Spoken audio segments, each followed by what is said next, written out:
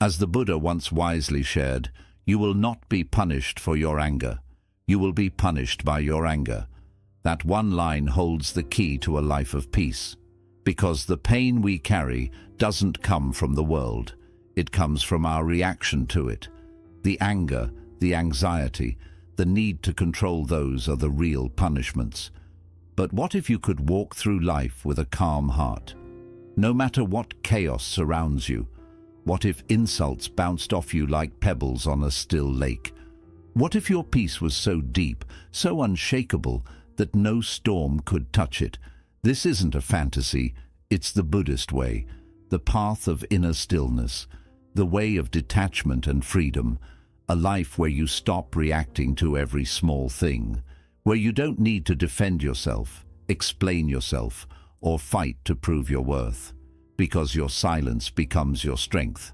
These aren't just ideas. They are ancient, powerful truths, lived, taught, passed down by the Buddha himself. Here are 7 powerful Buddhist principles that will teach you exactly how to live as if nothing bothers you. 1.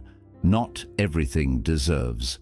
A reaction. Most things deserve to be ignored.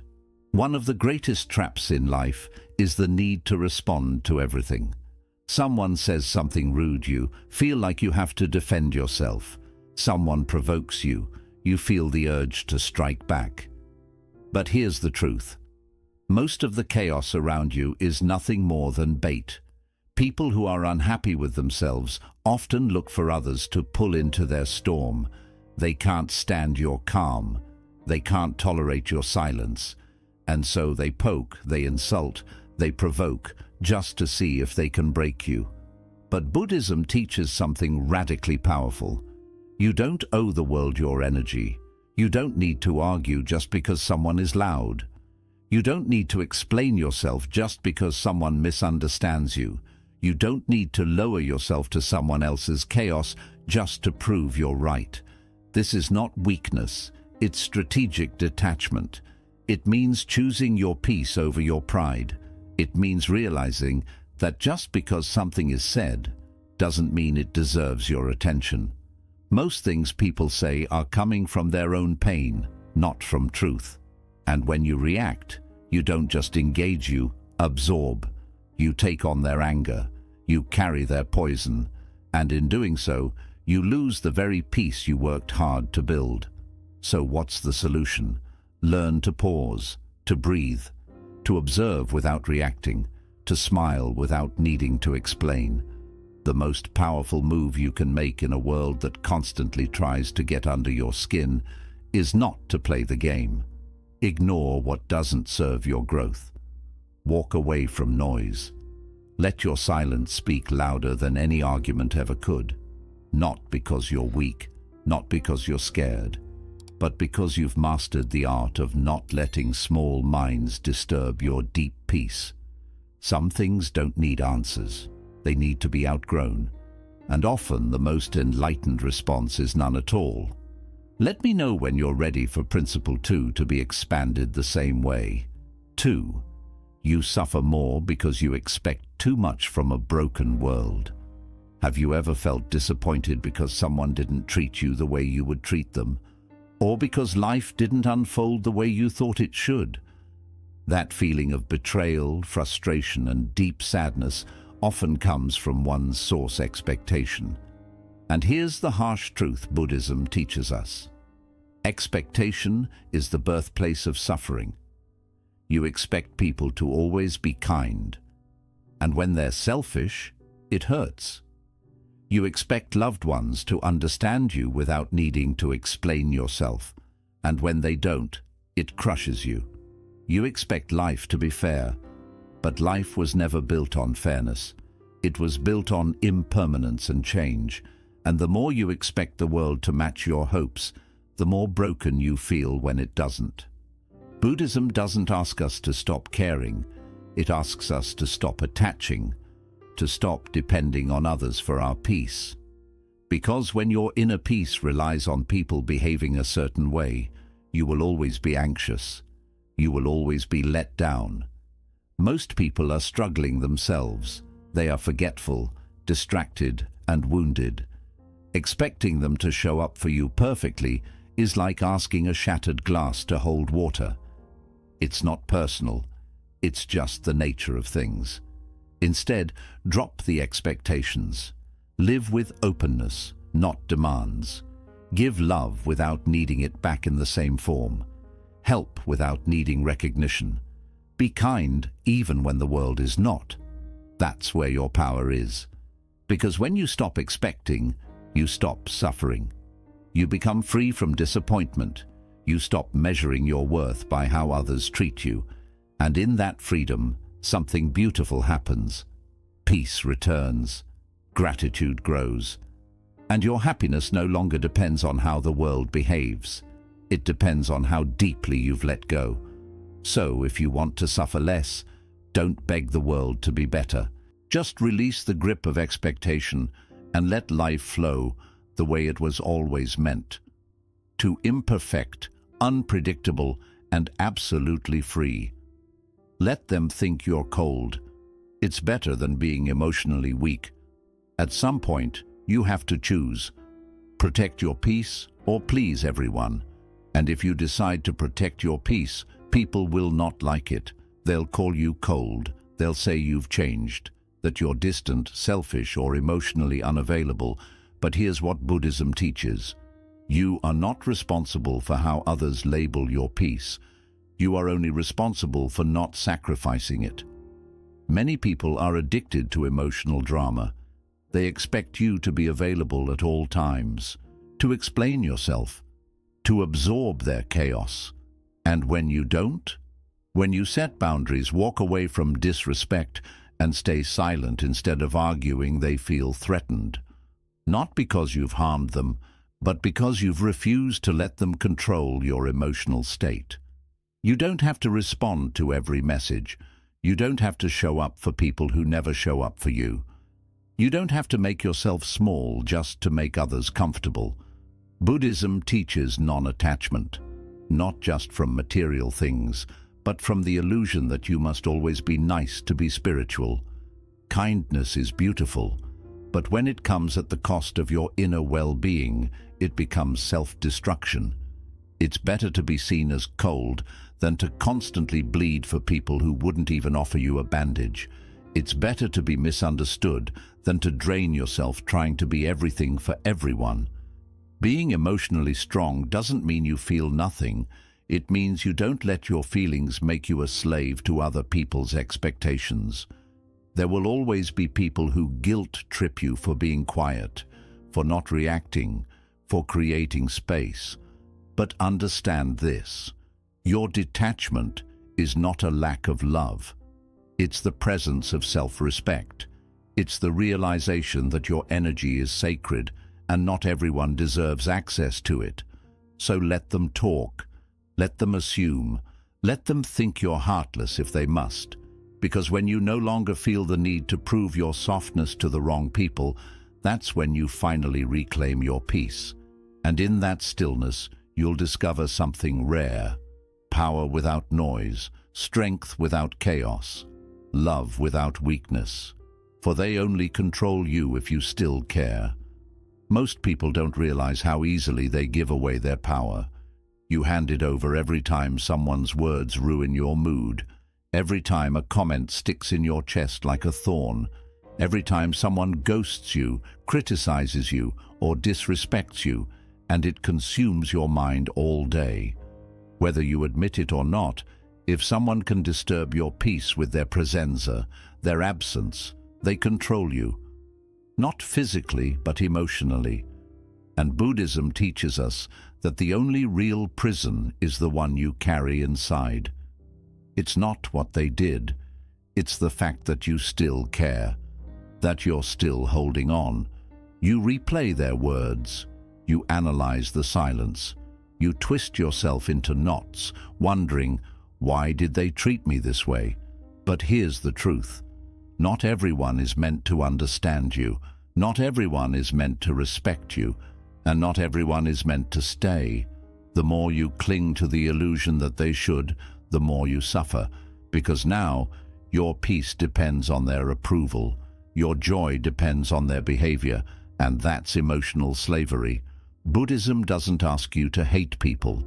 It asks you to free yourself from the need for them to behave a certain way in order for you to be okay.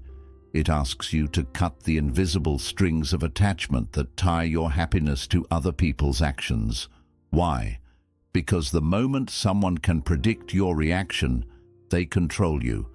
If they know saying one thing will make you explode, they've already won.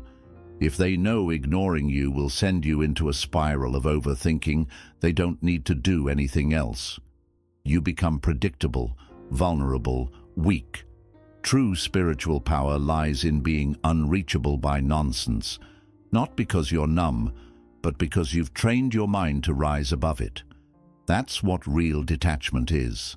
Not becoming cold, but becoming untouchable. You can still love people and not let their chaos live rent-free in your mind. You can still be kind and not tolerate disrespect. You can still feel everything, but choose what deserves a response. The moment you stop needing them to explain, to apologize, to validate you, that's when you take your power back. You stop hoping for closure. You stop waiting for things to make sense. You accept that some people will never understand what they did. And even if they did, it still wouldn't be enough. Because healing was never going to come from them. It was always going to come from you. So ask yourself honestly, who still controls your emotions without even being in the room? Who do you think about when you should be at peace? That's where your work is. That's where your energy is leaking. And that's what you must reclaim. Because peace isn't found in fixing other sites, found in disconnecting your well-being from their behavior. When you realize you don't need anyone to change in order to feel good, you become free. And when you become free, people lose their power over you. They might still talk, still try to hurt you, still try to trigger a reaction, but it won't land anymore, because you've built something stronger inside. A mind that doesn't flinch, a heart that doesn't beg, a soul that doesn't chase.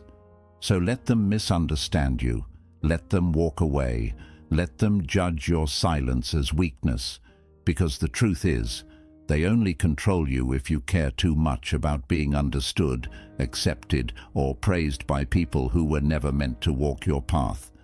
Detach, not to punish them, but to protect yourself. Walk away, not to make a statement, but to maintain your peace. Rise above, not to prove anything, but because staying low is no longer worth your spirit. And when you finally master the ability to stay calm in the face of disrespect, to stay grounded when someone tries to shake you, to stay loving without being manipulated, you become untouchable. Not by being emotionless, but by being wise enough to know the more they control your reaction, the less you've mastered yourself. Let it go, not for them, for you. 5. Peace is found when you learn to shut up. It sounds harsh, doesn't it? But sometimes, the most compassionate advice is the most direct.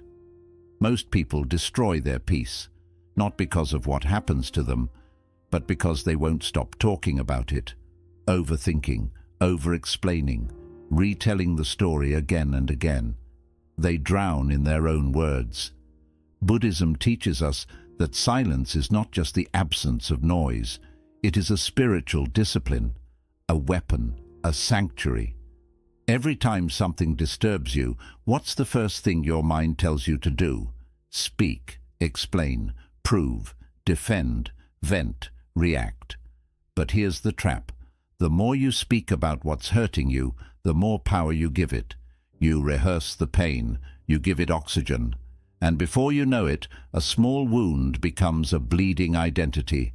The story becomes who you are. When the Buddha spoke of right speech, he wasn't just teaching morality, he was teaching mastery.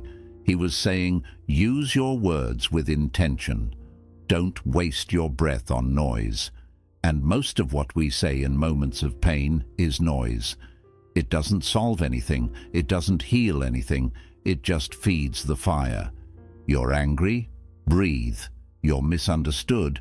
Observe. You're triggered. Say nothing. Why? Because that silence, that pause is where your power lives. When you don't immediately react, you give your mind a chance to calm down. You give your wisdom space to rise. You don't spill emotion everywhere and regret it later. You don't give others a blueprint to control you. The truth is, most people talk themselves deeper into the suffering. They go from event to emotion to reaction in seconds. Someone says something rude, and instead of letting it go, you repeat it to 5 people. You post about it. You analyze every word. And suddenly, that one moment lives in your head rent-free for days. Why? Because you didn't choose silence. You chose to feed it. Now, silence isn't suppression. It's not bottling things up and pretending you're fine. That's not peace. That's denial. Buddhist silence is aware silence. It's when you feel the emotion fully, but don't let it control your next move. You feel the heat rising in your chest. You feel the ego screaming to fight back. But you remain still, not because you're weak, but because you've trained your mind to act, not react. And something beautiful happens in that stillness. Clarity arises. What felt like an emergency no longer matters. What felt like betrayal now looks like a lesson. What felt like personal disrespect now reveals itself as someone else's inner conflict. Silence gives you perspective, and with perspective comes peace. But here's the challenge, as silence is hard, because the ego wants attention. It wants justice. It wants to prove. And every time you shut your mouth, your ego panics. It says, say something or you'll look weak. But that's the trap. Reacting isn't strength, it's programming. Anyone can lash out. Anyone can post a passive-aggressive status. But to sit in the fire of your own emotion without letting it burn others, that's real mastery. And that mastery protects you, because when you speak carelessly, you say things you can't unsay. You damage relationships. You create tension.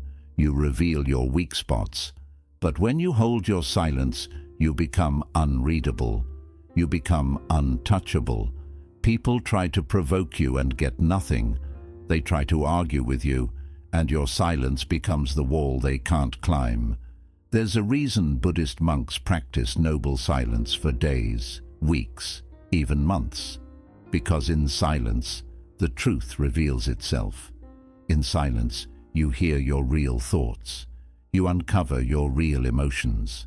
And you stop performing for the world and start witnessing yourself. So the next time you feel the urge to speak out of pain dent, sit, breathe, watch. Ask yourself, is what I'm about to say coming from my ego or my awareness? If it's ego, stay quiet. If it's awareness, it will speak through you with kindness, strength, and clarity. And if you're still unsure, choose silence anyway. You'll never regret the words you didn't say in anger, but you'll always regret the ones you did. In the modern world, silence is rare. Everyone is yelling. Everyone is performing. Everyone is trying to be heard. But the ones who walk in peace, they speak less. They listen more. They watch carefully. They move slowly. And when they do speak, their words carry weight because they come from stillness, not from reaction. Train yourself to be that kind of person, the one who doesn't flinch, the one who doesn't need to explain, the one who can hold a storm inside and still walk in peace outside. Because in a world addicted to noise, silence isn't weakness, it's power, it's protection, and it's proof that you've grown beyond the need to be loud, just to feel strong. So learn to shut up, not to suppress your truth, but to protect your power. Because peace isn't found in saying the most, it's found in needing to say nothing at all.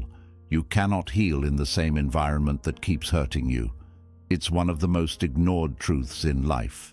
But it's also one of the most important. You cannot heal in the same place that keeps breaking you, yet many people try. They stay in toxic relationships, hoping love will fix it. They remain in negative circles, hoping their kindness will change others. They hold on to dead environments because they're too afraid to walk away from the familiar. But Buddhism teaches something clear, powerful, and undeniable. If the environment poisons your peace, it must be left behind. The lotus flower, one of the most powerful symbols in Buddhism, grows in the mud. But here's what most people don't understand it. It grows above the mud. It doesn't stay submerged.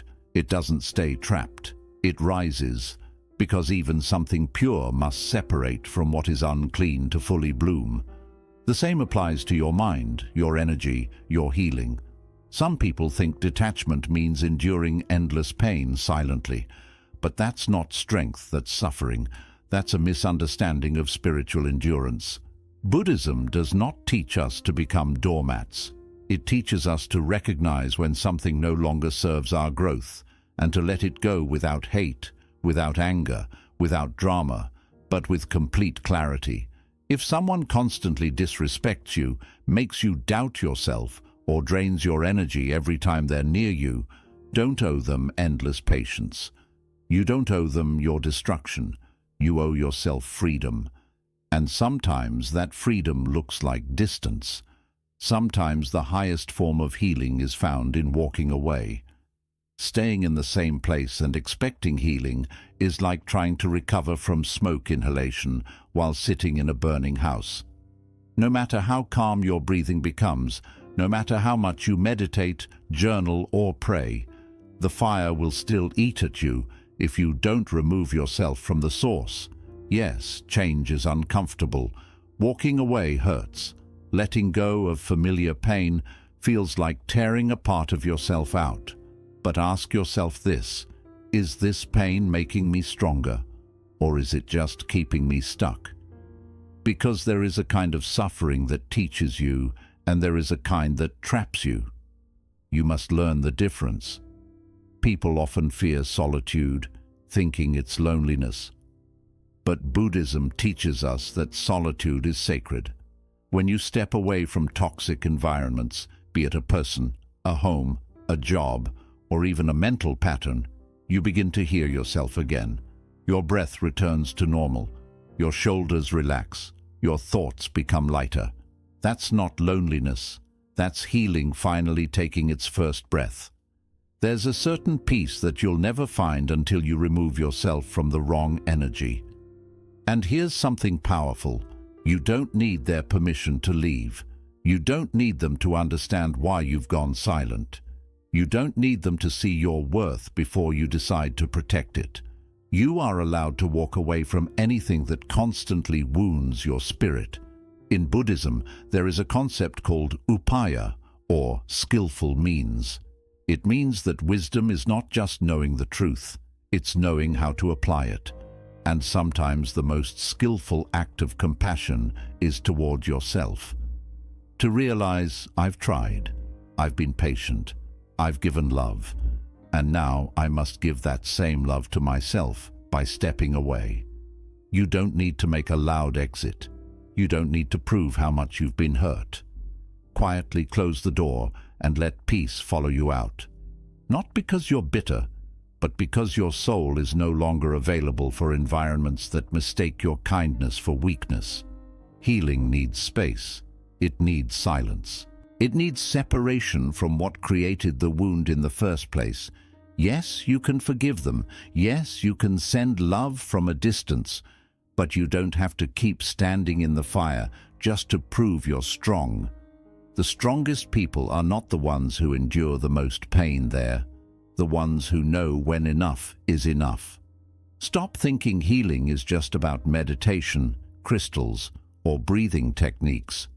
Healing is also about boundaries, exits, and the courage to leave when your spirit whispers, "This is not where I belong."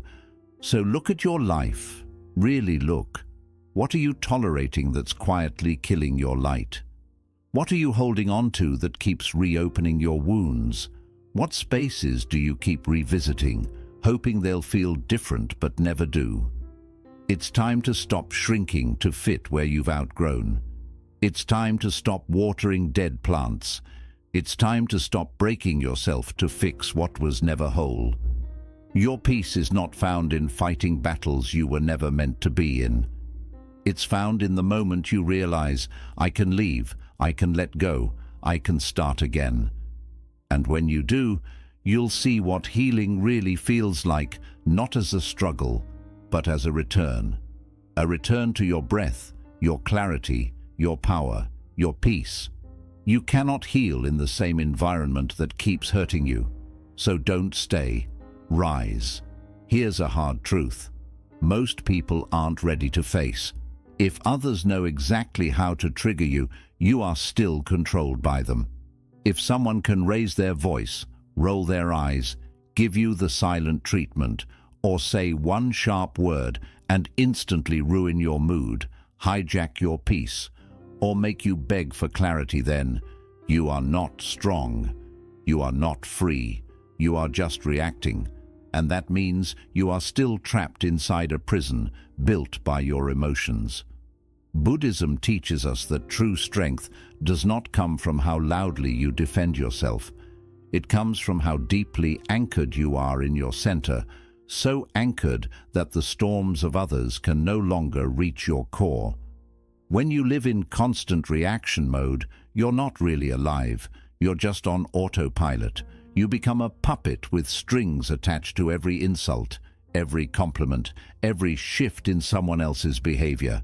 And every time they pull one of those strings, you dance. That's not peace. That's not power. That's slavery. It doesn't matter how successful, spiritual, or disciplined you appear to be. If you are predictable in your reactions, you are weak in your control. Because people who seek to manipulate you are always studying you. They learn your patterns. They know exactly which buttons to push. And the moment they sense that saying something will make you snap, or that acting distant will make you chase, they do it. They don't see you as strong anymore. They see you as someone easy to control. That's why Buddhism puts a lot of focus on mindfulness, because mindfulness isn't just about staying calm.